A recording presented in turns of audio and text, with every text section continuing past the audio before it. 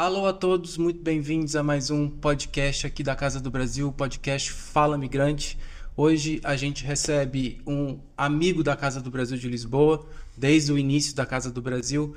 Recebemos hoje o professor Jorge Malheiros. Professor, Olá. muito bem-vindo, obrigado pelo convite, é uma honra nós aqui recebemos o professor, que cruza um pouquinho também com a história da Casa do Brasil. A sua participação sempre foi muito importante para nós aqui na casa e muito obrigado por nos receber. Obrigado por me receberem aqui. Pronto, já há uns anos que eu não vinha à Casa do Brasil, então é um gosto muito grande de voltar aqui e participar neste vosso podcast, Fala Imigrante. Já participaram. É uma honra também porque, tendo ouvido algumas das outras pessoas, parece-me que cumpre uma função importante, quer no combate à discriminação, O discurso de ódio. e ao discurso de ódio de que são vítimas os imigrantes, sobretudo os brasileiros, mas em alguns casos isto claramente passa para outros grupos migratórios, e embora a produção seja da Casa do Brasil e se centre nos imigrantes brasileiros, depois também toca outros grupos migrantes também. De resto, cumpre também uma outra função, que é dar informação. Acho que também passa informação, quer sobre questões gerais da imigração em Portugal, quer muito sobre as experiências das pessoas. Eu acho que as experiências das pessoas são fundamentais, porque aquilo por cada um de nós passa acaba por ter um impacto sobre os outros e ajuda. Uma coisa são números, estatísticas, é assim, algo abstrato e fundamental para nós sabermos o quadro geral, mas depois o que às vezes tem influência mesmo sobre as pessoas é a sua experiência, o saber porque é que passou, como é que resolveu, qual foi a situação mais complicada que teve no mercado de trabalho ou na habitação, como é que conseguiu resolver, a quem é que recorreu, que esforço é que teve de fazer, e parece-me que isso é uma função fundamental também do podcast, é este lado da partilha das experiências. É o que a gente sempre diz aqui na casa. A casa é mesmo uma casa. É a Casa do Brasil de Lisboa, está aqui para receber os brasileiros, não só brasileiros, mas migrantes também de outras nacionalidades. São muito bem-vindos aqui na Casa do Brasil. Professor, vamos passar um pouquinho sobre a sua história acadêmica, o seu trajeto acadêmico, para as pessoas também aqui, para quem não conhece o senhor é uma referência na área das migrações aqui em Portugal, mas só para a gente aqui deixar um registro da sua trajetória acadêmica, desculpa. E depois um pouquinho sobre as suas pesquisas na área das migrações. Essa fala que o senhor iniciou, que o professor iniciou, vamos retomá-la daqui a pouco também, porque eu acho que ela é bem atual, a questão do recorte do discurso de ódio. A gente, Portugal, não temos ainda números oficiais, mas notamos aqui uma crescente onda de xenofobia e racismo. Então, acho que daqui a pouco a gente volta nesse assunto, mas vamos falar um pouquinho sobre a sua trajetória acadêmica, por favor. Antes da trajetória académica, também fico muito feliz por ser considerado um amigo da Casa do Brasil, porque acho que tenho, de facto, Mas é fato, amizade pela Casa do Brasil, e enquanto associação mais antiga em funcionamento, enfim, uma das mais antigas, pronto, a Associação Cabo-Verdiana é a mais antiga, mas é uma das associações mais antigas, com uma atividade contínua, e creio que depois tem, com um outro conjunto de associações, um papel muito importante na dinamização do movimento associativo imigrante em Lisboa e em Portugal. E eu creio que isso é um elemento que vale a pena, porque a Casa do Brasil mantém atividade contínua ao longo já destas décadas. 33 anos, se não me engano. 33 anos. Destas 3 décadas, eu creio que sim, que é desde o início dos anos 90. 92, se não me engano. E o facto de haver um coletivo de associações, um coletivo de coletivos, que ao longo do tempo foi reivindicando direitos, dialogando com as autoridades portuguesas no sentido de regularizações, de igualdade de direitos internacionais estrangeiros, de pressionar no sentido de haver mudanças na legislação, e depois de ativamente e de forma direta receber os imigrantes pessoalmente, no sentido de os ajudar individualmente a regularizar-se, a ter mais informações sobre as suas oportunidades nas diferentes áreas, no mundo do trabalho, no mundo da educação, etc., é fundamental. Eu creio que a Casa do Brasil aqui merece um destaque no tecido associativo imigrante em Portugal, por este longo período de trabalho, por ter crescido também e por ter, digamos assim, contribuído tanto para que, por exemplo, quando as autoridades públicas portuguesas ficam tão satisfeitas quando se diz Portugal tem sido um exemplo na área de integração e já fomos reconhecidos por diversas organizações internacionais pelo bom trabalho que fazemos, pela nossa política de acolhimento e integração, uma parte deste sucesso deve-se, sem dúvida, às autoridades públicas, mas deve-se também ao modo como o tecido associativo imigrante tem exigido coisas, proposto soluções, avançado com respostas. As autoridades públicas portuguesas devem estar satisfeitas, mas é em articulação com o chamado terceiro setor, e neste caso com as associações imigrantes, que os resultados têm chegado, e portanto isso é importante.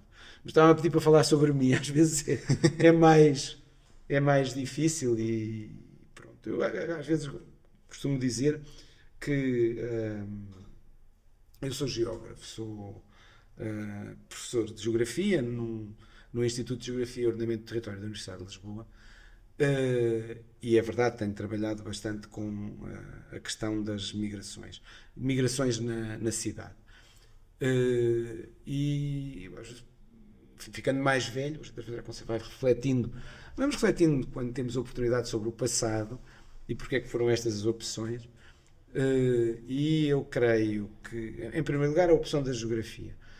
E, bom, para lá se calhar partilho com outros, hoje adultos, mas com outros jovens, um interesse por questões geográficas. Eu lembro-me que era daquelas pessoas que gostava de mapas, gostava de ver onde é que as coisas estavam, gostava de bandeiras, pronto, de uma geografia dos países, gostava de ver enfim, as ligações entre umas áreas e as outras, as estradas, outras redes, etc.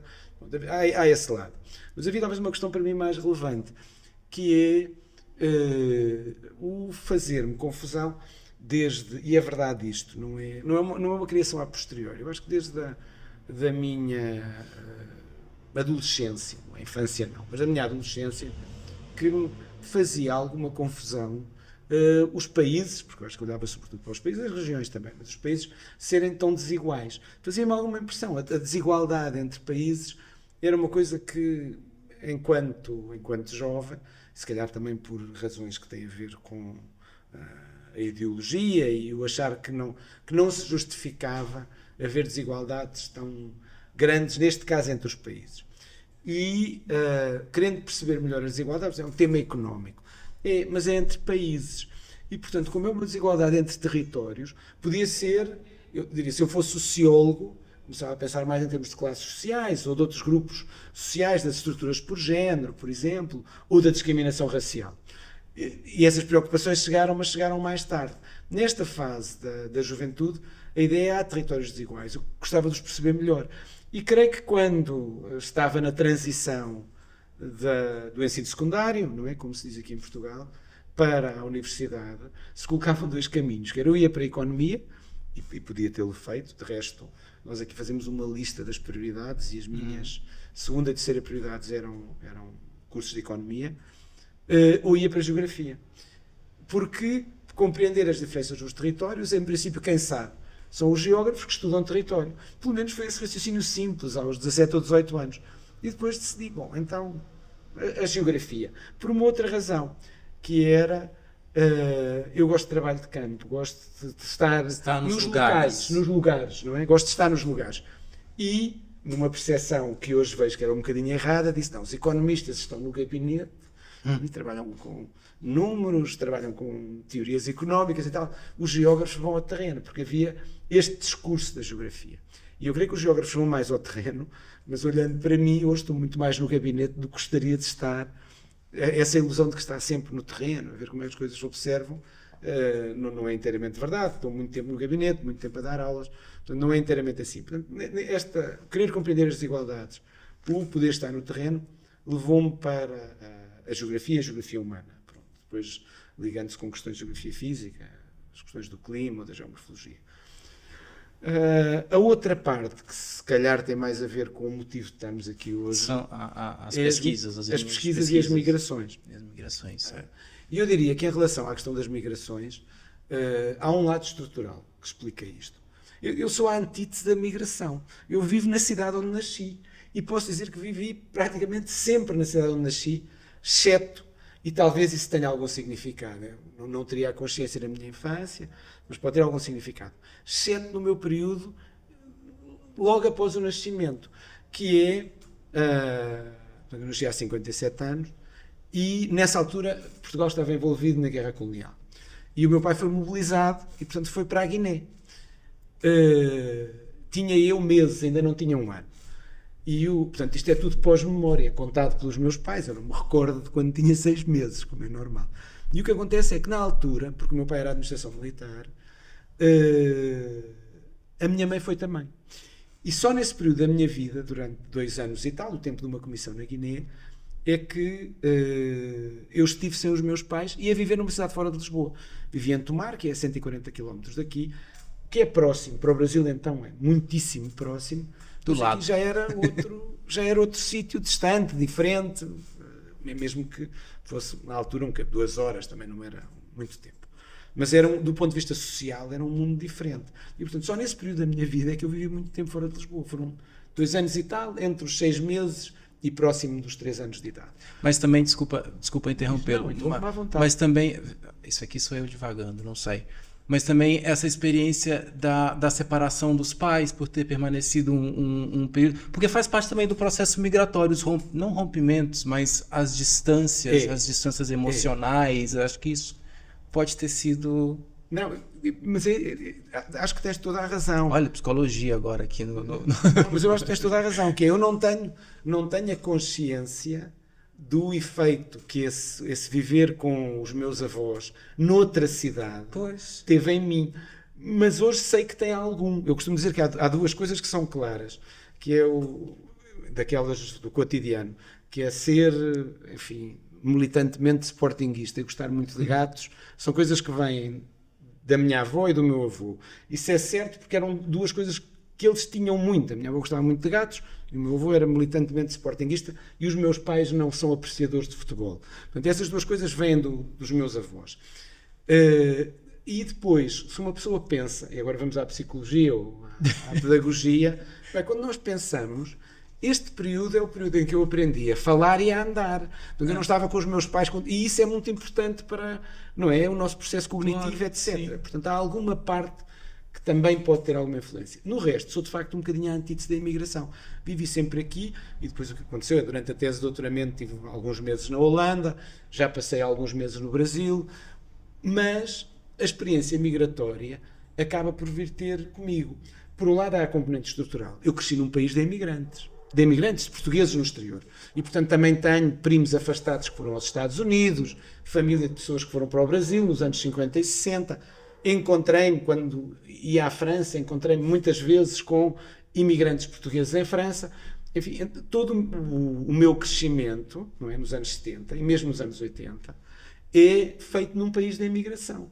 Ainda antes de se transformar num país de imigração. E há este lado, e depois alguma da literatura, não é, que eu ia lendo, falava-se muito da imigração portuguesa, da importância dos imigrantes. Há, entretanto, eu conheço um professor francês, o Michel Poinard, que quando eu tinha, foi antes de entrar para a universidade, teria 16 ou 17, que é um especialista em imigração e que trabalhava em imigração portuguesa. E escreveu uma tese de doutoramento que tem um nome muito bonito, que não me lembro agora da primeira parte, mas era 2 pontos, a geografia de uma ausência. Olha.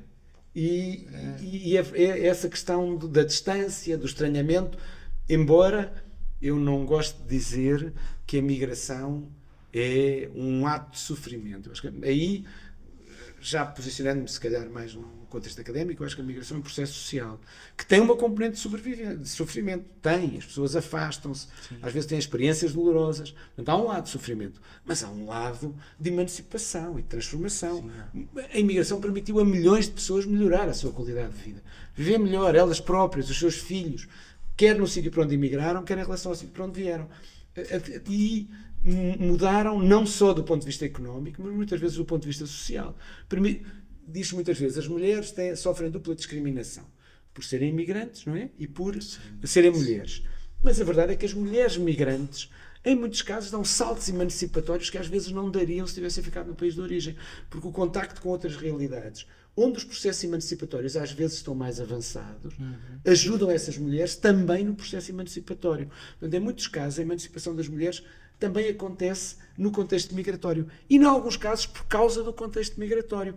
Vários relatos, agora estou-me a lembrar de alguns que vêm do estado de Minas Gerais, no Brasil, não é? Uma área onde a imigração tem um impacto muito forte, a micro-região do Governador Valadares e alguns dos locais próximos. Alguns dos meus colegas e das minhas colegas que pesquisam migrações nessa área, dizem que o facto de o homem emigrar e a mulher assumir as funções da gestão completa da família faz com que muitas mulheres, sem emigrarem, deem um salto em termos daquilo que chamamos de empoderamento, porque passam a gerir a economia familiar, passam a tomar decisões, passam a lidar com esferas, por exemplo, se tem um pequeno pedaço de terra, a ter de fazer as compras, a negociar, etc.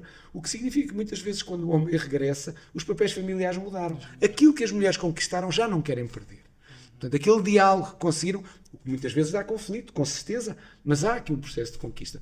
Portanto, a migração é um processo social com implicações grandes sobre quem migra. E pessoal também. E é um processo de transformação. É uma grande transformação.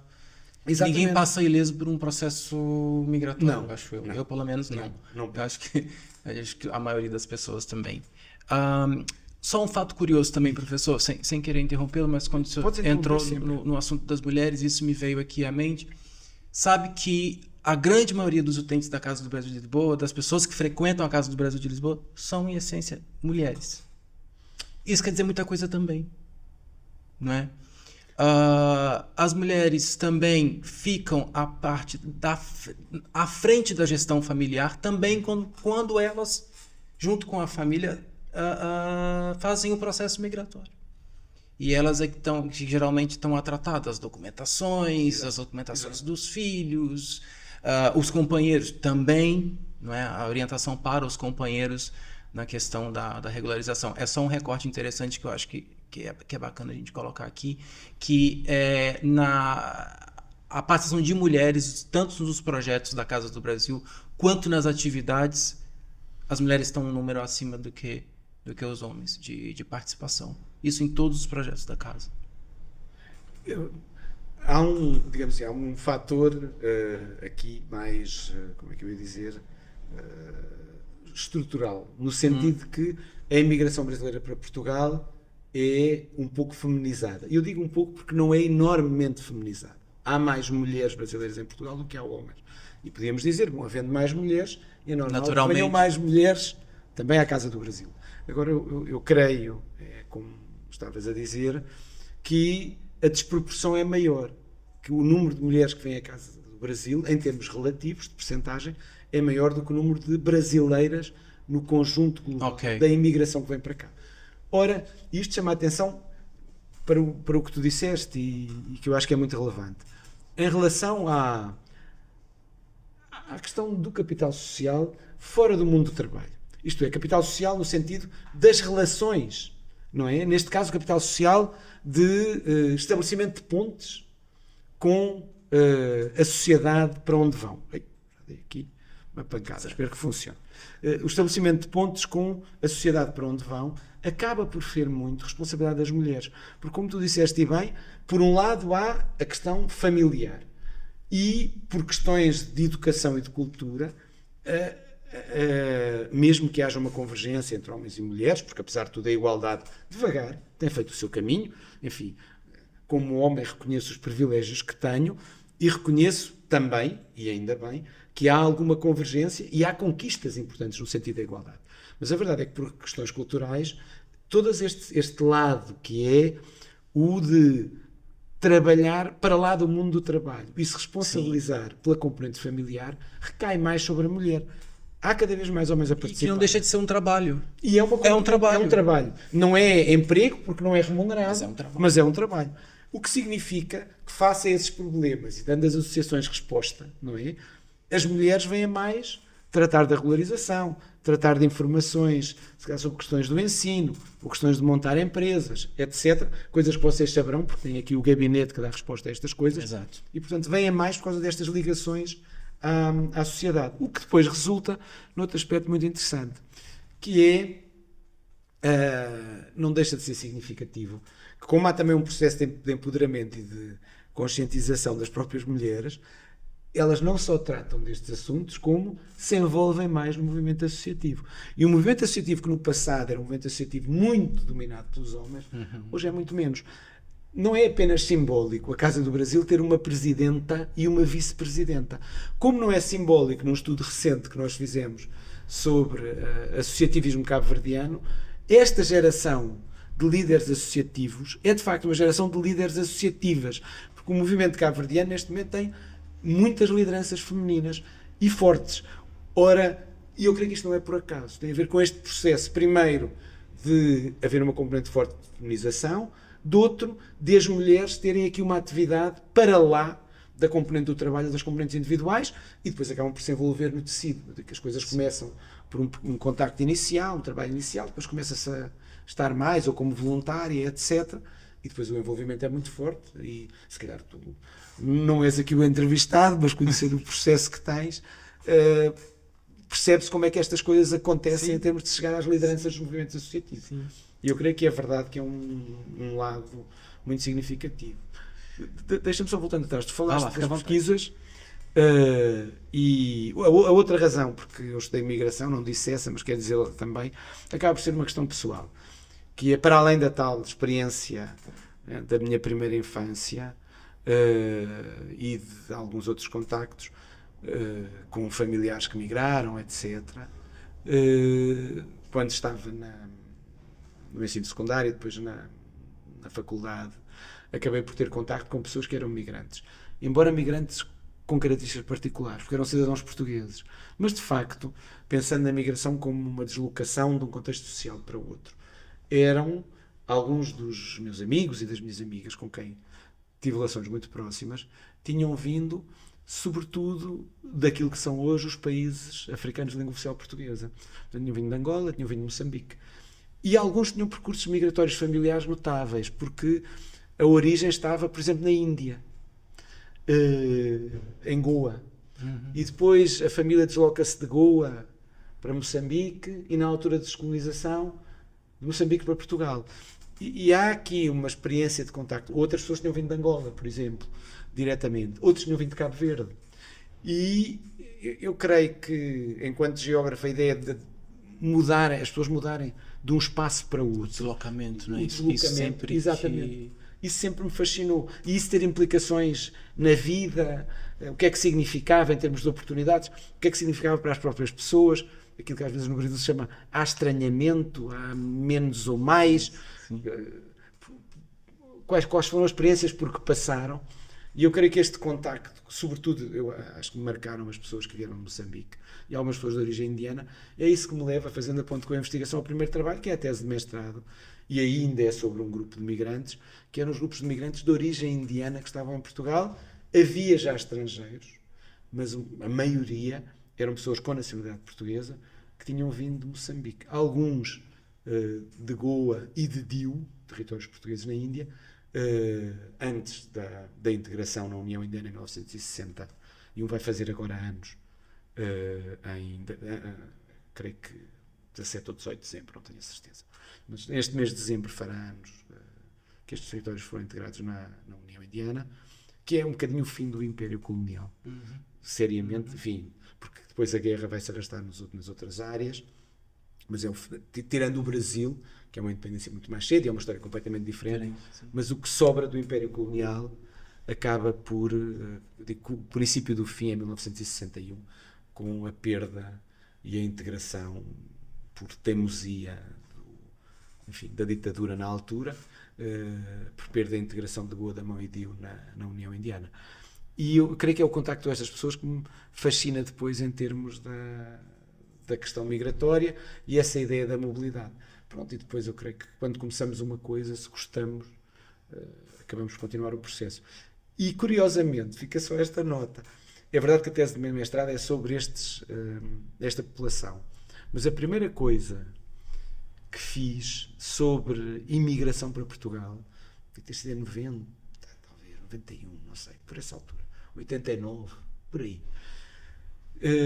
Era uma pequena caracterização, portanto, ainda não estávamos numa fase de discutir, por exemplo, problemas concretos, porque sabia-se pouco, portanto, era uma apresentação mais geral. Isto é, problemas de discriminação, por exemplo, na habitação, ainda não estávamos a trabalhar, porque hoje temos 30 anos acumulados de políticas de integração, melhores ou piores, mas a verdade é que temos, e mais de 20 com o setor do governo especializado nisto, o Alto Comissariado, o Alto Comissário, depois o Alto Comissariado, agora a agência, não é? Temos uma experiência de políticas, podemos discutir umas melhores das piores, e temos uma experiência na Academia de Investigação. Naquela altura, há um grupo inicial de uns poucos, sociólogos, eu na geografia, há alguns colegas na economia, mas sobretudo sociólogos. Havia um grupo muito interessante de colegas sociólogos que estavam a fazer os primeiros trabalhos na área da imigração para Portugal. E o primeiro trabalho que faço é uma pequena caracterização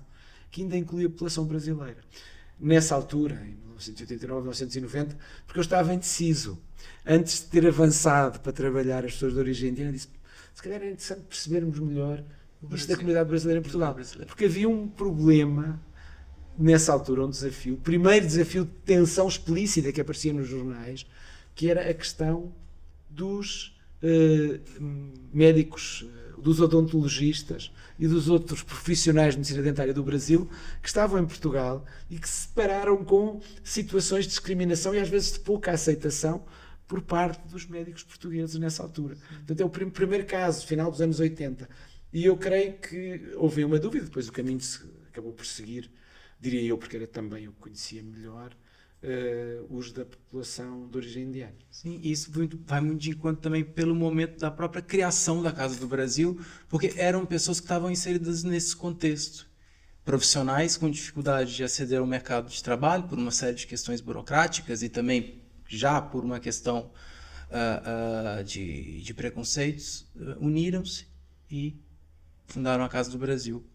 Então, é um pouquinho dessa história quando o professor faz esse recorte, essa nota. Aproveitando já que vamos agora adentrar mesmo no Brasil e nesse contexto, a demografia das migrações em Portugal, em especial a comunidade brasileira, tem mudado ao longo dos anos. O professor consegue nos explicar um pouquinho dessas mudanças e como que essas mudanças estão a moldar a sociedade portuguesa? Ok. É uma belíssima pergunta. E, há algumas vezes, e é um aspecto sobre o qual venho a refletir nos últimos tempos. Eu creio que entre Portugal e o Brasil se estabelece, tem um fundamento histórico, mas creio que hoje se torna muito mais explícito. Se estabelece um espaço migratório de caráter transnacional ou binacional, se quisermos, um espaço social migratório binacional, que oscila para cá e para lá, muitas vezes consoante os contextos dos dois espaços. Concretizando um bocadinho, antes de chegar às vagas. Isto é, falando do momento atual e depois ir à profundidade histórica de como é que ele se constituiu. O que me parece hoje é que, não sabemos o número exato, porque uma grande parte dos brasileiros que estão em Portugal naturalizaram-se. Mas vamos admitir que são 300 mil, ou pouco mais. Mas vamos pensar que é 3% da população portuguesa. É de facto muita gente. E estão em várias regiões e cidades portuguesas. Mais na área metropolitana de Lisboa, mas muita gente no norte litoral, por exemplo, no Porto, em Braga, muita gente no Algarve também, como sabemos. Esta população brasileira, em vários casos, está hoje muito ligada, do ponto de vista demográfico, à população portuguesa, porque houve uma série daquilo que se chamam casamentos mistos. Sim. E as pessoas têm filhos aqui, etc. Noutros casos, essas relações não existem, mas existe uma ligação forte às duas sociedades. Como dizia alguém aqui numa canção, sou de cá e sou de lá, não é? Que é aquilo que de facto acontece. E hoje, apesar de tudo, as viagens estão caras, mas são bastante frequentes e com esforço, às vezes com um esforço grande. Então, quando a família tem 2 ou 3 filhos e quer ir toda a gente, é bastante mais caro. Muito mas as pessoas tentam ir ao Brasil de tempos a tempos. Mas já não é como quando os portugueses foram para o Brasil no início do século XX, no final do século XIX, em que a viagem não só era cara do ponto de vista relativo, isto é, aquilo que ela representava em relação ao que as pessoas ganhavam, como levava muito tempo e, portanto, era bastante mais exigente. Não eram apenas, 8 horas, fomos mais para Sul, ou 6, fomos até Recife, que é aqui, ou 7, pronto, que é o mais próximo.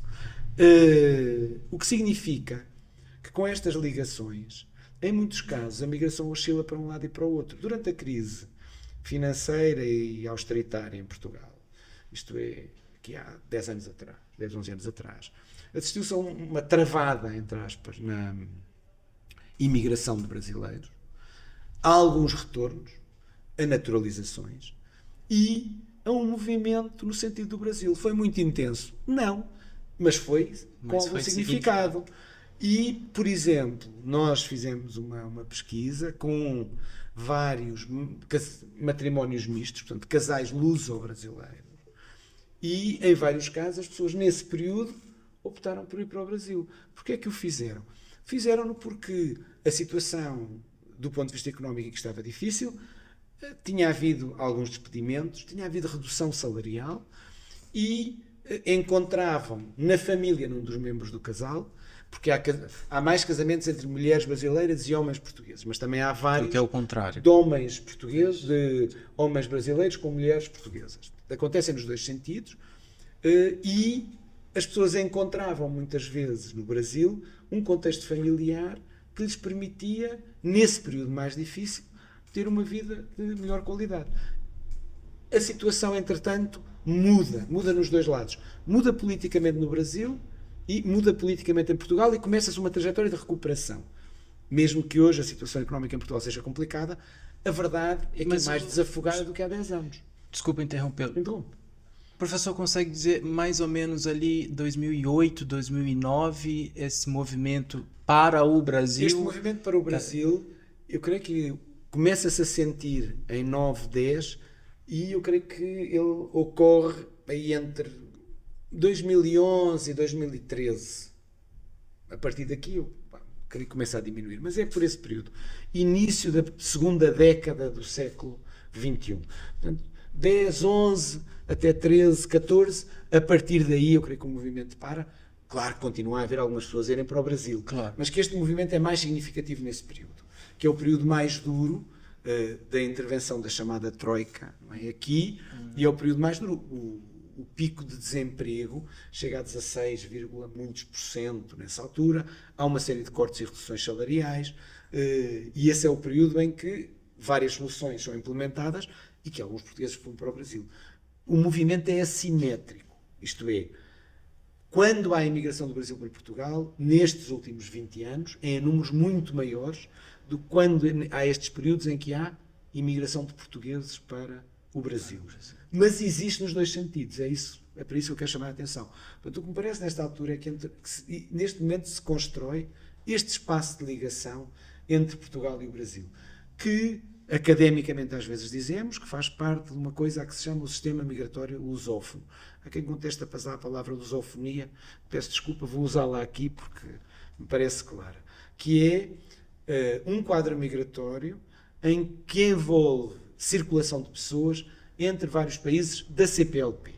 Daí ter sido importante que os vários países da CPLP tenham regulado finalmente ao longo deste ano, primeiro tenham assinado o Acordo de Luanda, e depois regulado ao longo do ano passado e deste ano, a possibilidade de haver migrações entre os vários países da CPLP. E os núcleos principais deste sistema migratório são Portugal e o Brasil, e também o fluxo entre ambos. E isto, eu creio que no futuro pode ter um impacto mais significativo, sobretudo se os países da CPLP, e o Brasil e Portugal, tiverem uma atitude de maior valorização da comunidade dos países de língua portuguesa e incluírem nessa valorização as questões migratórias ainda mais. Eu acho que já demos um salto, mas o salto ainda não está completamente estruturado. Mas acho que se pode dar um salto importante nesse domínio. Indo às vagas migratórias de brasileiros. Portanto, isto é a situação atual. Indo à questão das vagas migratórias de cidadãos brasileiros para Portugal. Já agora, que permitem chegar agora, que permitem chegar até agora. E posicionando-nos no tempo, as vagas migratórias de brasileiros para Portugal são precedidas, como sabemos, de muita imigração portuguesa para o Brasil. Ela é muito significativa no final do século XIX, no início do século XX, depois há uma paragem, a imigração portuguesa para o Brasil, depois sofre uma paragem por conta das crises económicas dos anos 20, depois seguidas da Primeira Guerra Mundial, crise económica dos anos 20 e, sobretudo, depois Segunda Guerra Mundial. Há uma retoma nos anos 50 e depois, a partir dos anos 60, há um declínio da imigração portuguesa para o Brasil, com uma exceção, que é 1974-75, que é na altura do regresso à democracia, uma parte das pessoas que tinham ligações ao regime anterior. Não nos esqueçamos que em 75 o Brasil estava ainda em ditadura militar, e uma parte das pessoas que tinham ligações ao regime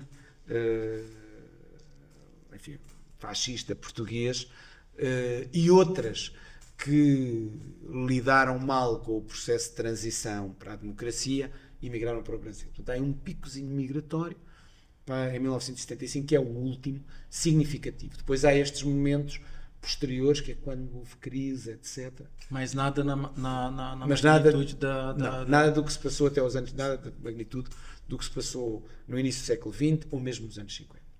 Nunca mais.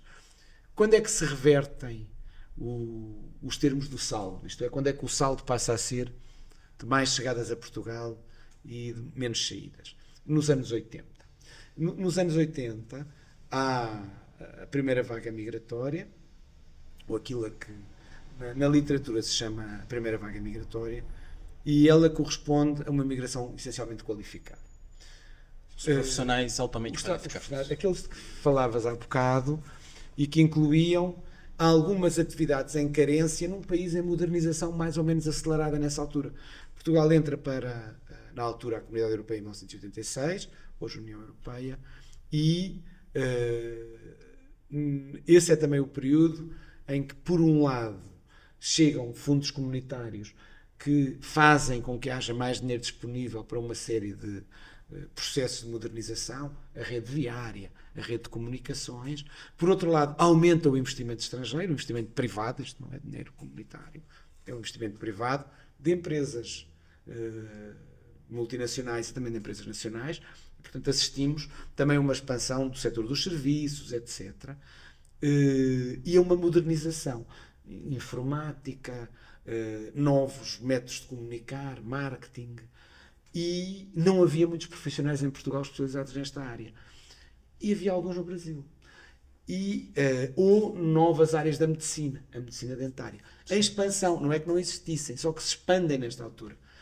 E o Brasil, na altura, do ponto de vista económico, estava instável, como sabemos, e uma parte destes profissionais qualificados descobrem em Portugal, primeiro, oportunidades de trabalho, e, em segundo lugar, uma maior estabilidade, porque a democracia portuguesa entra também numa fase de estabilização, digamos assim, 10 anos após a Revolução de Abril. Consolida-se a democracia, entra na União Europeia, e isso só por si é um atrativo, e do ponto de vista económico estamos numa fase de expansão. Os brasileiros falavam e falam português, tinham as qualificações necessárias e começam a entrar. Uma outra parte do grupo era resultante também de contactos específicos. Eu tenho colegas que, até muito tarde, sobretudo no Porto, que eram brasileiros. Eram porque hoje são portugueses, já têm a nacionalidade portuguesa. Mas vieram crianças com os pais. Quem eram os pais? Portugueses que emigraram para o Brasil e regressaram nesta fase. Okay. Nesta fase havia também algum movimento de retorno de pessoas do Brasil para Portugal, de antigos imigrantes portugueses que regressavam com os seus filhos, alguns dos quais com a nacionalidade brasileira, e nem trataram às vezes de passar a portugueses. 2 colegas meus só o fizeram já adultos, vieram para aqui crianças e só fizeram a naturalização. Professor, e esta é a primeira vaga. Ok. E uma curiosidade, uma pergunta. Houve por parte do governo português, nessa altura, algum incentivo para que esses profissionais brasileiros chegassem a Portugal? Houve algum programa do governo? Não houve? Nada. Nessa fase inicial não há. É completamente espontâneo. É um movimento isso que, pronto, acho que era a pergunta. Foi mesmo espontâneo. Foi um movimento espontâneo. Podemos chamar-lhe uma coisa quase orgânica. É um movimento espontâneo que tem a ver com passa-palavra, que tem a ver com, dizem algumas colegas minhas que estudaram o assunto nessa altura, anos 80, início de 90, com a reconstrução da imagem de Portugal no Brasil. Não é? Portugal no Brasil aparecia muito com esta ideia do parente pobre da Europa, que não consegue sequer reter a sua população, tem de procurar trabalho no exterior, se não é no Brasil é noutros países europeus, é marcado, é um país arcaico, atávico, e esta imagem começa-se a transformar precisamente nos anos 80.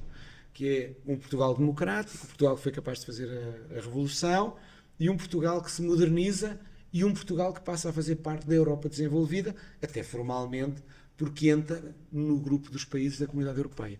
E eu creio que este é um elemento importante. O outro são os contactos pré-existentes, mas é completamente orgânico, digamos assim, é uma coisa que resulta das pessoas e não de nenhum movimento programado ou de um apelo a que as pessoas viessem, ou de quaisquer incentivos que se pudessem dar como benefícios fiscais ou outros. Isso vem muito mais tarde.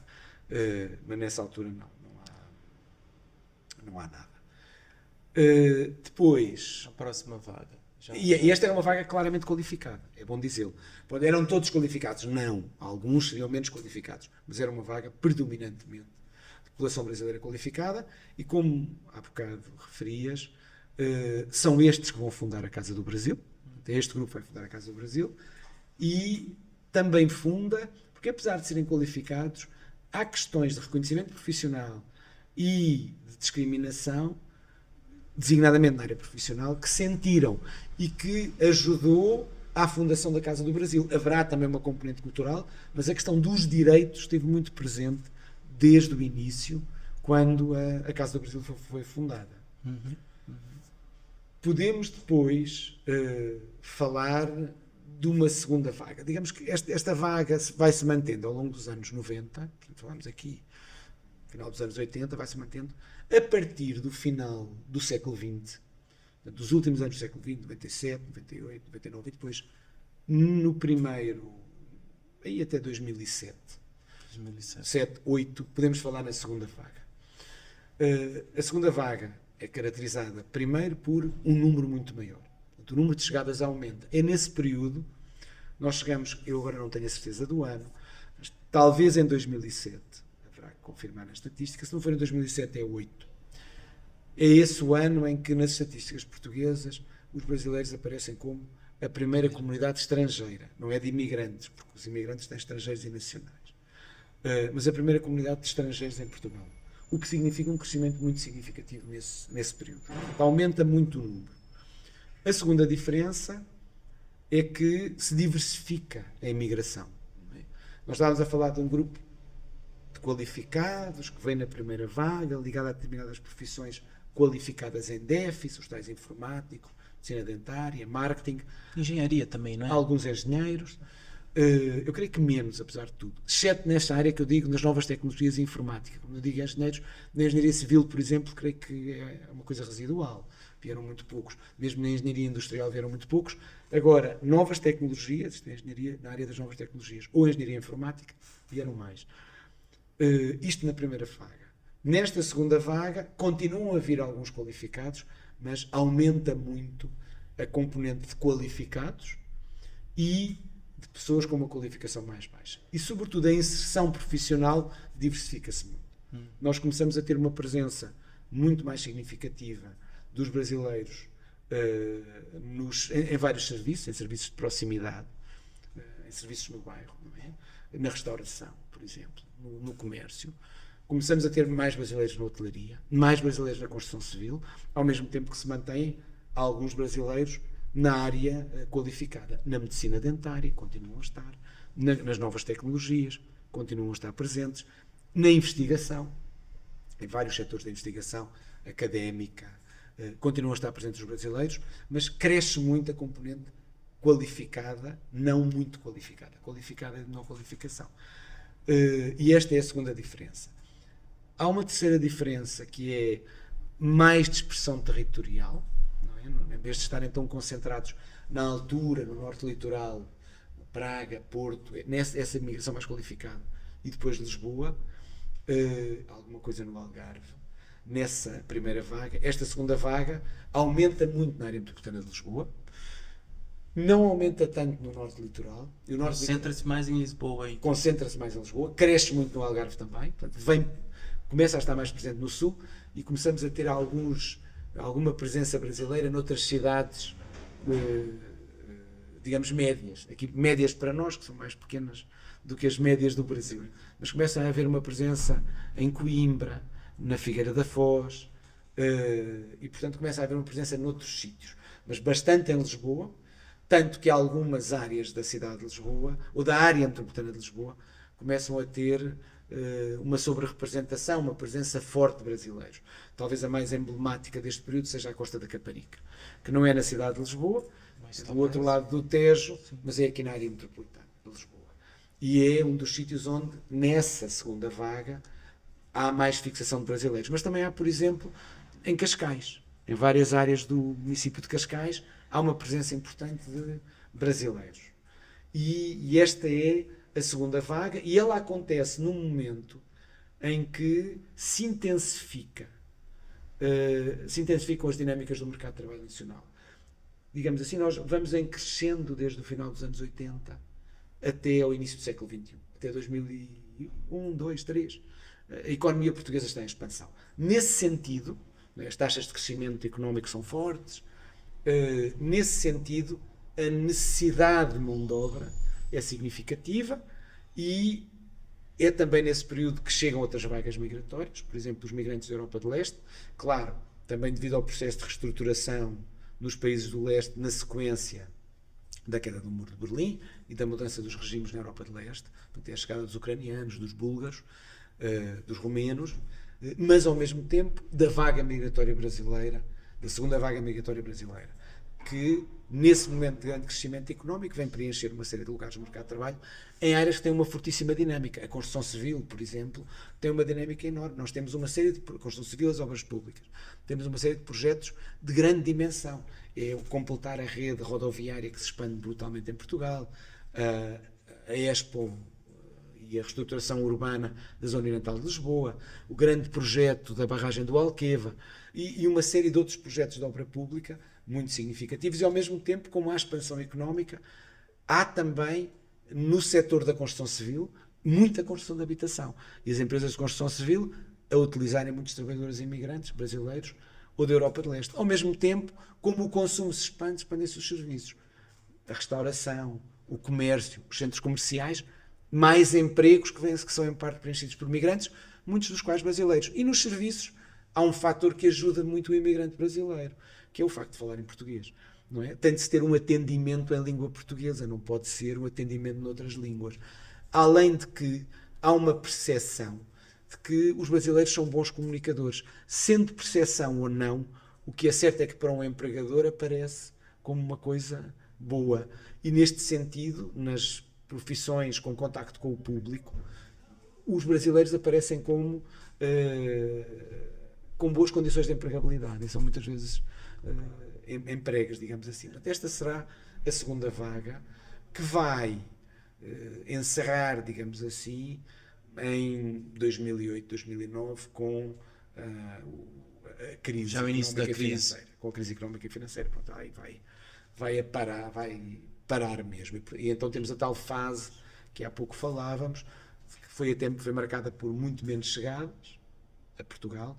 De resto, é um período percebido como positivo no Brasil, com algum crescimento económico, etc. Sim, estava lá uma certa, nessa altura, uma euforia. Politicamente também simpático. Sim. Então, entre 2005, 2014, 15, como um período percebido positivamente pelo Brasil, há alguns regressos, há alguma imigração para outros sítios da Europa, várias pessoas ficam cá, naturalizam-se, e é neste período em que algumas famílias luso-brasileiras decidem voltar ao Brasil.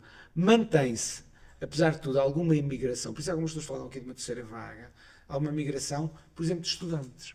Neste período, aqui no período da crise económica e financeira cá, mantém-se uma imigração brasileira de estudantes. Pode dizer, os estudantes são imigrantes?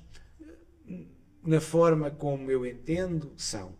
É uma categoria de migrantes particular, é verdade, por motivos de estudo, não por motivos de trabalho, mas é uma categoria de migrantes, sobretudo porque uma grande parte das pessoas vem fazer um mestrado, por exemplo, ou um doutoramento. Sim. E são vários anos no outro país, e, em alguns casos, a seguir procuram encontrar trabalho, começar um processo de investigação ou entrar como profissionais.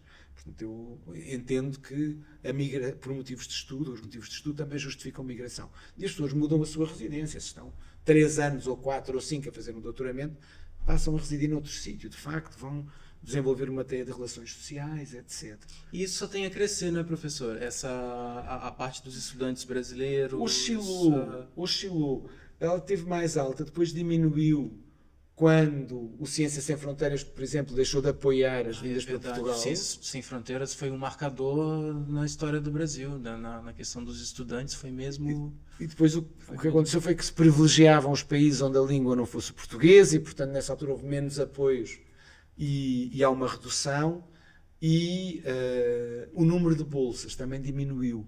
E, portanto, há uma altura onde, como os apoios são maiores, há mais pessoas a virem para cá. Eu diria que há 10 anos atrás, 8 anos atrás. Depois há uma redução dos apoios e diminui um pouco o número de estudantes. Nos últimos anos tem voltado a crescer. A ideia que tenho, não tenho esta estatística na cabeça, mas a ideia que tenho é que, por exemplo, durante o governo Bolsonaro, os apoios no início eram menores. Na parte final não sei, mas tenho a ideia que os apoios no início eram... Na parte final já não havia. Podia ser, pode ser que já não houvesse. Mas esta, a terceira vaga, continua a ter alguma imigração laboral, mas é um fluxo muito menor, onde eu creio que a questão dos estudantes aqui assume um grande relevo. De resto, é o período onde várias pessoas começam a estudar a imigração de estudantes para Portugal, e estudantes brasileiros para Portugal, as áreas em que estudam. Há uma importante comunidade, por exemplo, em Coimbra, ligada à Universidade de Coimbra, onde aparecem fenómenos de discriminação no sistema de ensino superior. Queria a questão da língua, ponto, por exemplo. O preconceito linguístico, não é? Que tem se tornado mesmo uma questão crítica na academia, nas universidades, não é? Eu não sei qual é a dimensão do preconceito linguístico. Que ele existe, nós sabemos, é um facto. Agora, qual é a dimensão? Isto é, se nós temos muitos casos, ou se o número de casos é mais reduzido do que as declarações. Mas que existe.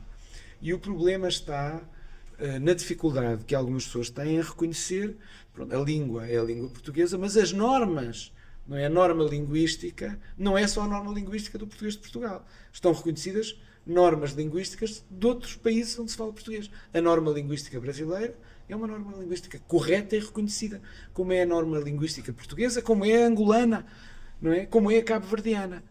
E aqui as pessoas têm alguma dificuldade em reconhecer a existência de uma norma linguística distinta e em aceitar que as pessoas falem outra variante. Quando eu digo uma norma linguística, é uma variante. É uma variante, é um termo sim. correto, não é? Variante A variante do do português do Brasil.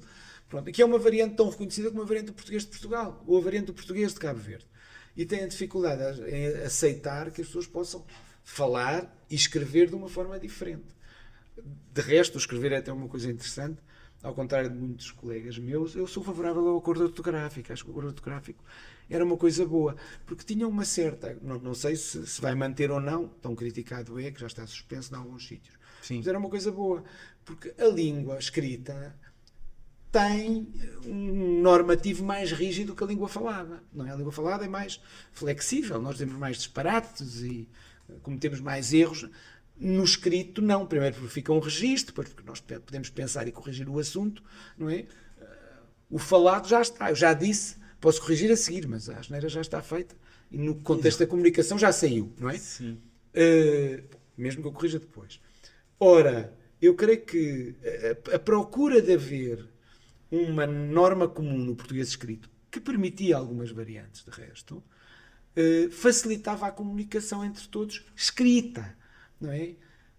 E por isso é uma vantagem, porque depois no falado cada um usava a sua variante, no escrito mantinham-se aspectos da variante, mas depois num conjunto de elementos fundamentais escrevíamos igual. E eu creio que isto facilitava a comunicação e sobretudo facilitava que quando escrevíamos para o Brasil ou quem do Brasil escrevia para cá, escreviam utilizando o mesmo... Sim. A mesma redação, a mesma ortografia, não é? E eu creio que isto era uma vantagem. E nesse sentido ajudava a criar esta ideia de que nós temos aspectos comuns e algumas diferenças e depois devemos respeitar as variantes linguísticas. Creio que em algumas universidades, alguns colegas meus o farão mesmo. De qualquer maneira, acho que vai havendo uma sensibilização para o assunto e que as pessoas vão estando mais sensibilizadas. Sim, aqui na Casa do Brasil é um assunto diário. A questão do preconceito linguístico. Chegam os casos tristes das pessoas que estão, que estão nas universidades de Portugal. Mas pronto, é um assunto, senão ficamos aqui muito tempo, temos um horário a cumprir. Podem sempre fazer cortes. Sim, podem sempre fazer cortes, exato. E eu acho que vai haver cortes aí. Cortem à vontade. Mas pronto, olha, caminhando um pouquinho para o final, professor. Essa pergunta aqui é uma pergunta que eu particularmente gosto muito, que é: como as relações internacionais e as políticas governamentais afetam os padrões de migração? Bem, relações internacionais e... Qual é que era a outra parte da pergunta? Como as relações internacionais e as políticas governamentais afetam os padrões de migração? Afetam bastante. Mas a componente da gestão das migrações, da gestão política das migrações, não é só por si suficiente para garantir a regulação completa das migrações num mundo globalizado. Mas afetam. As políticas são fundamentais. Vou pegar no exemplo lá há bocado dos estudantes. Outro aspecto que tem a ver com a questão dos estudantes, quando eu disse há períodos em que diminui. Outra razão porque provavelmente diminuiu foi quando Portugal, depois as coisas equilibraram-se, mas quando Portugal introduziu uma propina cara e diferenciada para os estudantes brasileiros no contexto dos estudantes estrangeiros, para os estudantes estrangeiros, incluindo os estudantes brasileiros. Pronto. A introdução de uma propina cara faz com que o número das pessoas seja mais difícil de vir. Então, num contexto em que se reduzem as bolsas no país de origem e a propina passa a ser mais cara, menos pessoas vêm. Este é apenas o exemplo de uma medida que pode ter impacto. Mas, primeira questão das relações internacionais. Nesse caso negativo. Neste caso negativo. Pelo menos na fase inicial. Depois há um ajuste e a partir de determinada altura a medida é incorporada e as pessoas ultrapassam e voltam a vir. E, entretanto, depois as universidades têm políticas diferentes de atração de estudantes e de aplicação da medida, porque se as pessoas tiverem nacionalidade já não têm que pagar de acordo com a tal propina do estudante internacional. Se não viverem no exterior, já não têm, forem estrangeiros, mas viverem aqui, também não têm que ser considerados estudantes internacionais. Portanto, depois há ajustes que permitem ultrapassar o primeiro impacto da medida. Mas esta tem um impacto negativo, de facto. Sobretudo para os brasileiros. Eventualmente, se queremos atrair muitos estudantes norte-americanos ou canadianos com dinheiro, ou mesmo estudantes brasileiros dos grupos sociais mais favorecidos, o impacto aí é reduzido.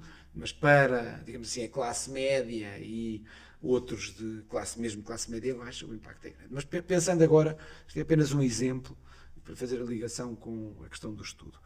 Mas falando primeiro das relações internacionais. As relações internacionais, bom, para além das relações internacionais, há os laços que se estabelecem ao longo do tempo entre os países. E acordos, tratados, por exemplo. E o facto de Portugal ter com o Brasil vários acordos que de alguma maneira tornam a migração um pouco mais aliada. O Tratado de Brasília, que estabelece, por exemplo, a igualdade de direitos, que não é utilizada por muita gente, mas é por alguma, facilita alguma coisa. O facto de, com o Brasil, termos tido a primeira regularização extraordinária só direcionada para um determinado grupo nacional, o chamado Acordo Lula. Isso foi 2005, mais ou menos, ou não? Eu tenho ideia que foi o 5 ou 4, já não lembro, 4 ou 5.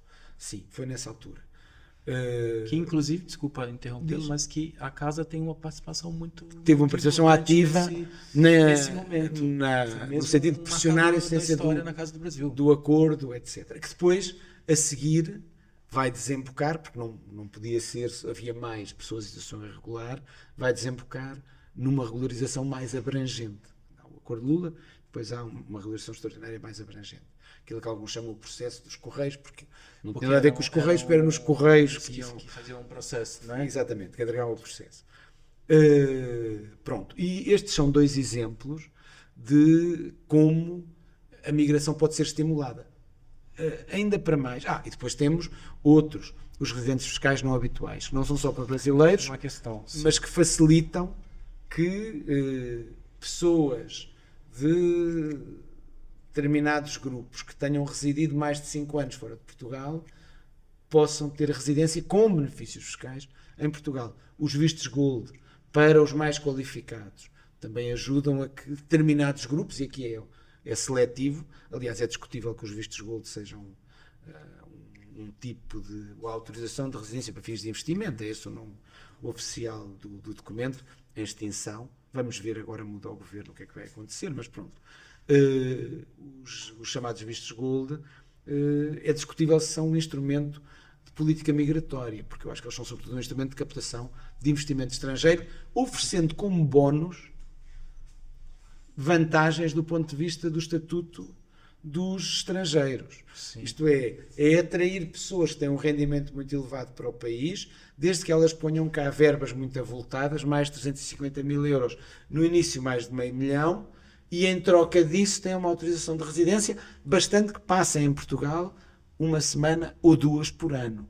O que significa que o que se está à procura, de facto, é do investimento e muito pouco das pessoas. Sim. É verdade que depois, em alguns casos, nem sempre as pessoas que te pediram visto gold, mas como permite o reagrupamento familiar, que as famílias vieram.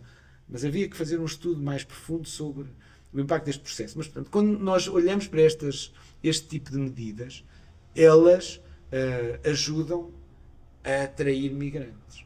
Como há outro tipo, e depois podemos ter medidas mais abrangentes de política migratória. Estas são as que têm a ver com as duas últimas, já são medidas de política nacional, as autorizações de residência, ou os residentes fiscais não habituais e as autorizações de residência para fins de investimento. As duas primeiras, não é? O Acordo Lula ou o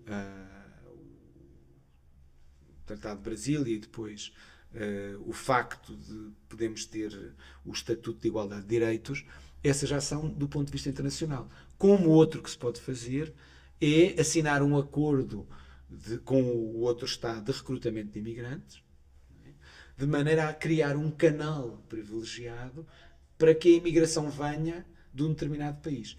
Portugal assinou vários. A eficácia, para mim, desses tratados é que é reduzidíssima em todos. Portugal tem acordos com os PALOP quando vinham, sobretudo, imigrantes da África lusófona. Assinou acordos com a Roménia e a Ucrânia na altura em que vinham imigrantes dos países do leste. E assinou agora um acordo com a Índia, porque temos muitos imigrantes a vir da Índia. E a experiência dos acordos passados, primeiro, nunca foi avaliada, que eu saiba, e em segundo lugar, a percepção que tenho, porque não há tal avaliação, a percepção que tenho é que são de muito reduzida eficácia. Porque se eles funcionarem de facto, ajudam a que os imigrantes venham enquadrados do ponto de vista legal, ou seja, venham em situação regular e possam ser protegidos, ajudando a diminuir, não desaparece, ajudando a diminuir a exploração, o tráfico e as situações de irregularidade. Pronto, portanto, parece-me aqui também estes acordos podem ser muito interessantes, desde que se consiga passar da boa vontade legal do acordo a uma prática efetiva do acordo, o que implica que o Serviço Consular Português funcione, pensando agora em Portugal como destino, que os dois lados que estão envolvidos consigam articular-se, porque estes acordos têm muito a ver com migrantes de trabalho, com trabalhadores, consigam articular-se com as confederações patronais dos setores, eventualmente com os representantes dos trabalhadores e os sindicatos, de maneira a que haja algum anúncio das necessidades de mão de obra, como Portugal tem feito agora com Cabo Verde, haja algum anúncio das necessidades de mão de obra e que depois as pessoas possam usar estes canais em que já se estabeleceu a ponte entre o empregador e o candidato e a pessoa venha regularmente. Eu creio que isto é também um aspecto importante. Depois, há várias medidas de política interna que são fundamentais. Ter uma política de igualdade de direitos, por exemplo, é um incentivo para que as pessoas venham. Sim. Que se sintam bem porque vão ter direitos no país onde estão. E depois ter uma política de vistos e autorizações de residência que seja adequada à procura, porque nós podemos pensar, a migração depende apenas do país de destino, não é verdade, também depende muito da origem. Quando olhamos para a Europa, não é? Portugal não participa muito nisto, está geograficamente um bocadinho mais para o Ocidente, mas quando pensamos na pressão migratória do Mediterrâneo, ou na pressão migratória que vem de leste, não é? Quando eu digo de leste, não é da Europa de leste, é da Síria, por exemplo, ou via Bielorrússia, Polónia, ou Rússia, países do Báltico, ou Turquia, Europa, não é? De outras áreas da Ásia. Quando olhamos para essa pressão migratória que vem destas áreas, não é porque a Europa esteja deliberadamente a tentar atrair estes migrantes.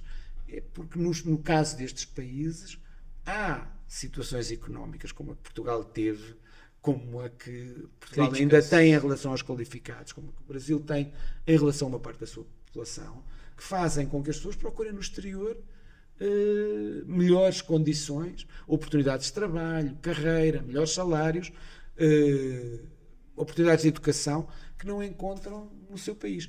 Começámos a falar da migração como um processo social e que tem componentes de emancipação e oportunidade. Portanto, ela está ligada aos dois lados. Nós podemos tentar regular o melhor possível. E isso é fundamental. Mas a regulação significa também conseguir que, quando há pessoas a procurarem os países de destino, isso possa ser enquadrado e as pessoas não fiquem muito desprotegidas, como tem acontecido agora recentemente em Portugal. Pronto. Olha, queria aqui mais tempo para continuar essa conversa nessa aula. Desculpa, Isso não é desculpa, pelo contrário, eu que agradeço, nós aqui agradecemos a presença do professor. Vou deixar aqui um presente, um PIN, que eu acho que vai muito de encontro da nossa conversa. Obrigado. Que é pelo direito de migrar. Eu acho que é isso. Até posso pôr a ideia toda essa. Professor, muito obrigado. A casa, não preciso dizer isso, mas a casa está sempre de portas abertas. Não, foi um grande prazer estar aqui. E eu acho que o direito ao migrar podia ser um dos direitos humanos, mas só que é incompleto, porque lá diz que as pessoas podem sair do seu país e ir para outro, mas não está lá escrito que os outros países têm de receber quem chega. E esse é o problema. É isso. Pessoal, estou aqui com o meu PIN também. Um abraço, até o próximo podcast e muito obrigado. Até a próxima. Tchau, tchau.